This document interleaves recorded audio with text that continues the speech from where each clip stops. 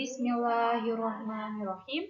Assalamualaikum warahmatullahi wabarakatuh.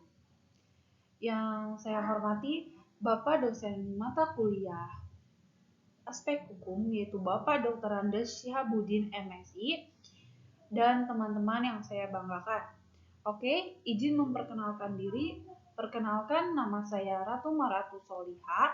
Saya dari jurusan Ekonomi Syariah semester 2 dengan NIM 5544220038. Nah, dari Fakultas Ekonomi dan Bisnis Universitas Sultan Ageng Tirtayasa. Jadi di sini saya akan menjelaskan ulang terkait hukum perdata dengan mata kuliah aspek hukum. Oke, dari hukum perdata. Kita lanjut. Oke, terkait latar belakang hukum perdata. Nah, hukum perdata apa sih? Apa itu hukum perdata? Nah, kita jelaskan. Hukum perdata adalah aturan-aturan hukum yang mengatur tingkah laku setiap orang terhadap orang lain yang berkaitan dengan hak dan kewajiban yang timbul dalam pergaulan masyarakat maupun pergaulan keluarga. Atau hukum perdata adalah hukum yang mengatur hubungan antara perorangan di dalam masyarakat yang kecil maupun masyarakat yang luas.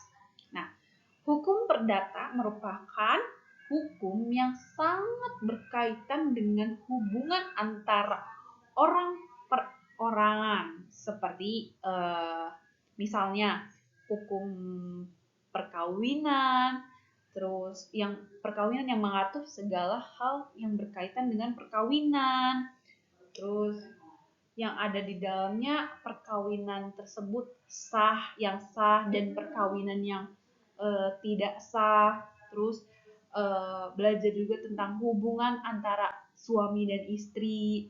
Nah, hubungan hukum antara wali dan anak, terus hubungan hukum antara harta benda dalam perkawinan, hubungan hukum perceraian, serta akibat-akibat hukumannya. Nah, ada juga tentang hukum kewarisan dan juga mengatur masalah kebendaan dan hak-hak atas benda. Aturan mengenai jual beli, sewa menyewa, terus pinjam meminjam, persyarikatan yaitu kerjasama bagi hasil, dan pengalihan hak dan segala yang berkaitan dengan transaksi. Baik, selanjutnya. Hukum perdata yang berlaku di Indonesia.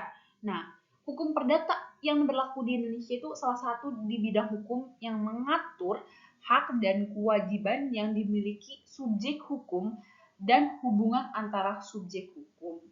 Hukum perdata disebut juga hukum privat atau hukum sipil sebagai lawan dari hukum publik.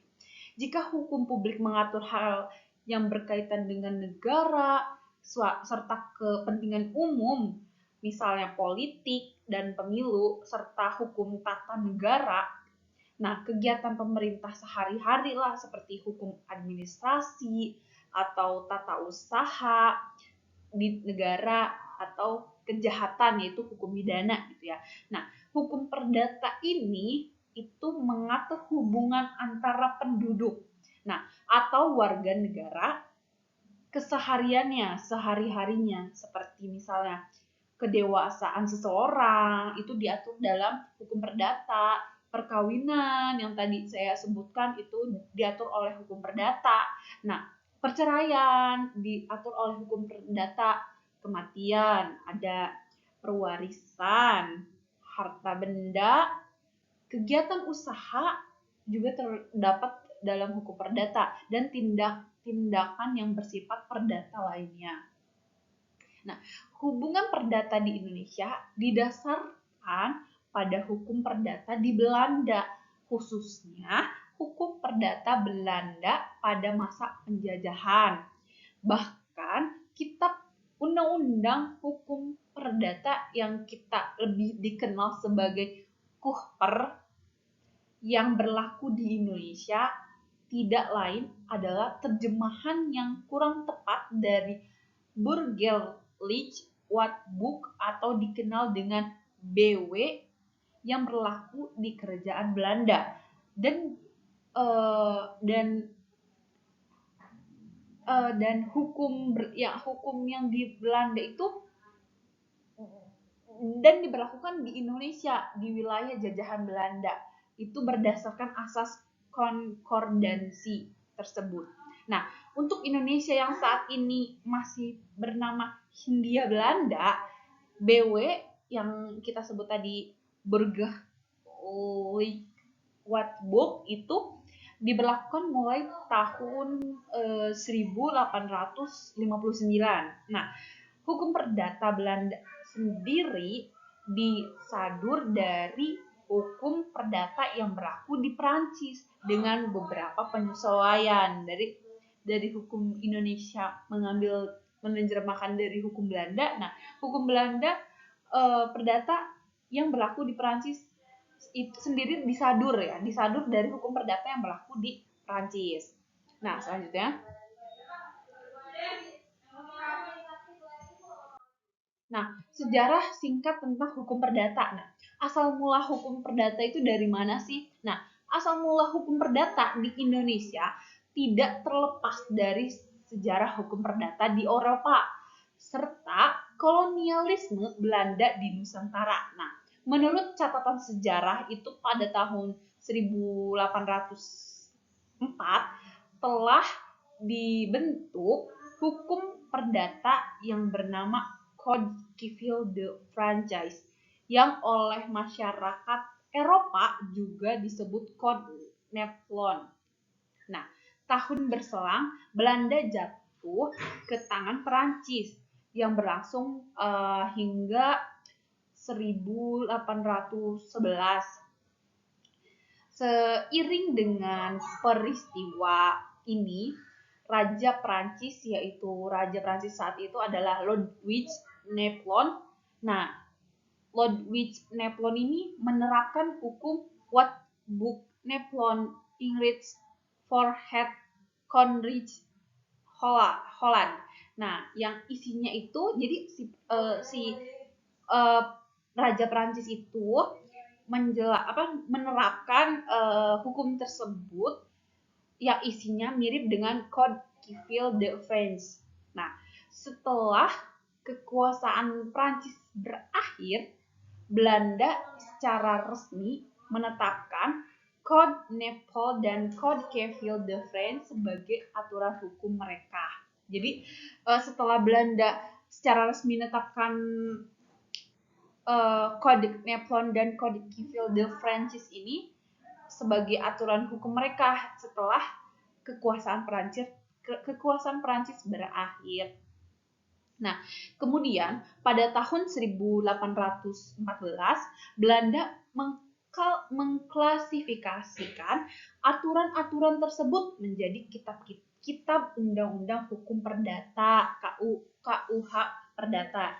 Jadi seperti itu sejarahnya yang berawal mula yang Indonesia tidak terlepas dari sejarah hukum perdata di Eropa serta kolonis Belanda di Nusantara. Jadi seperti itu sejarahnya. Oke, dilanjut. Nah, sistem hukum di Indonesia. Nah, sistem apa sih yang dipakai hukum di Indonesia? Nah, sistem hukum di Indonesia menganut sistem Eropa yang seperti yang tadi. Sistem hukum Eropa kontinental dan atau civil law. Hal ini dapat dilihat dari sejarah dan politik hukum. Sumber hukum maupun sistem penegak hukumnya, sistem ini digunakan di negara-negara Eropa seperti tadi, Belanda, Prancis, Italia, Jerman.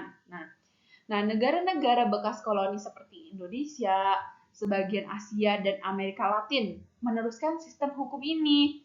Pada sistem hukum Eropa kontinental memiliki karakteristik sebagai berikut, yaitu berasal dari kodifikasi hukum yang berlaku di kekhasiaran Romawi pada masa pemerintahan Kaisar Justinus, Corpus Juris Civilis, kumpulan berbagai kaidah hukum yang ada sebelum masa Justinianus, dijadikan prinsip dasar dalam perumusan dan kodifikasi hukum di negara-negara Eropa. Prinsip utamanya bahwa hukum itu memperoleh kekuatan mengikat karena berupa peraturan yang berbentuk undang-undang yang tersusun secara sistematis dalam kodifikasi. Nah, tujuan hukum adalah kepastian hukum adalah adagium yang terkenal itu tidak ada hukum selain undang-undang. Hukum tidak bebas dalam menciptakan hukum baru karena hakim hanya menerapkan dan menafsirkan peraturan yang ada berdasarkan wewenang yang ada padanya. Nah, putusan hakim tidak mengikat umum tetapi hanya mengikat pada pihak yang berperkara saja. Sumber hukum digolongkan menjadi dua, yaitu hukum publik, hukum yang tata negara, hukum administrasi negara, hukum pidana, dan sebagainya. Nah, dan kalau hukum privat yaitu hukum perdata, hukum dagang, dan seperti hukum perdata sejenisnya. Nah, praktik perlindungan dan penegak hukum di Indonesia, tapi seiring perkembangan zaman, batas-batas antara hukum publik dan hukum privat semakin kabur dan jumlah sistem hukum Islam. Dalam pembentukannya, peraturan perundangan yang berlaku di Indonesia dipengaruhi oleh sistem hukum adat dan sistem hukum Islam. Jadi setelah Indonesia seiring berkembangnya zaman, hukum-hukum tersebut tuh dipengaruhi, perubahannya itu dipengaruhi oleh hukum adat dan hukum Islam. Nah, sistem hukum di Indonesia merupakan campuran antara sistem hukum Eropa, hukum agama, dan hukum adat. Nah, belajar tentang sistematik hukum perdata di Indonesia. Gimana sih sistematik hukum perdata di Indonesia? Yang pertama adalah hukum pribadi atau hukum perorangan. Nah, hukum pribadi atau perorangan yaitu berisi tentang berbagai peraturan mengenai manusia sebagai subjek hukum. Nah, contohnya itu seperti peraturan tentang kecakapan untuk memanfaatkan hak dan kecakapan dalam bertindak secara mandiri untuk melakukan hal tersebut. Nah, itu termasuk hukum pribadi atau perorangan. Nah, kalau hukum keluarga, yaitu hukum keluarga mengandung hak dan kewajiban yang secara umum tidak dapat dinilai menggunakan uang.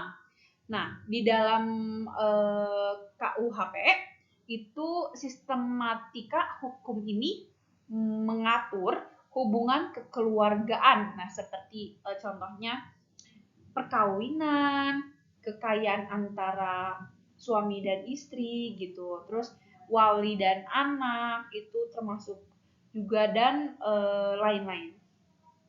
Nah, yang ketiga itu adalah hukum kekayaan. Nah, kalau hukum kekayaan ini sendiri itu tentang jika hukum kekeluargaan berisi aturan tentang hubungan kekeluargaan. Nah, maka kalau hukum kekayaan mengatur tentang hukum kekayaan dan orang yang memiliki kekayaan.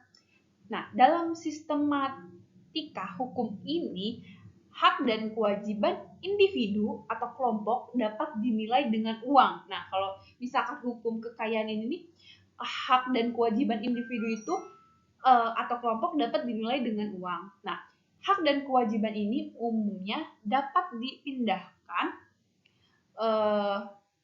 dipindah tangankan kepada orang lain atau pihak lain.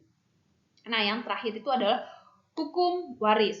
Nah, hukum waris kalau hukum waris di dalam KUHP yaitu diatur dalam buku 2 yang berjudul tentang kebendaan. Pada dasarnya, hukum waris termasuk ke dalam hukum harta benda. Walaupun demikian, hukum waris juga berhubungan erat dengan hukum keluarga. Sebab agar dapat mewarisi harta benda, maka harus memiliki hubungan keluarga dengan pewaris. Nah, seperti itu tentang pembahasan tentang hukum perdata. Nah, kurang lebihnya saya mohon maaf. Wabillahi taufiq walhidayah. Wassalamualaikum warahmatullahi wabarakatuh.